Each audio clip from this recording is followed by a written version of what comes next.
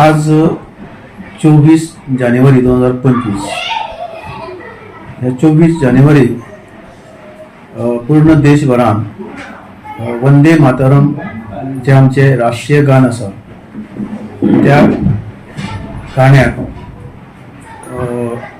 देशभरान adopt केल्ल्या 75 वर्सां पूर्ण जाल्या आनी ताका लागून आज देशभरान एक गाणें सगळ्याक गायलें वता. आमच्या स्कुलांनी आमी आमच्या सगळ्या भुरग्यांक ते शिकयले. आमच्या भुरग्यांक येतालेच ते, पूण ताची भरपूर प्रॅक्टीस घेवन आज आमी असेंब्लीक तेचे सादरीकरण केलें. भुरग्यां कडेन आमी विशय मांडलो की वंदे मातरमाचें म्हत्व कितें आसा.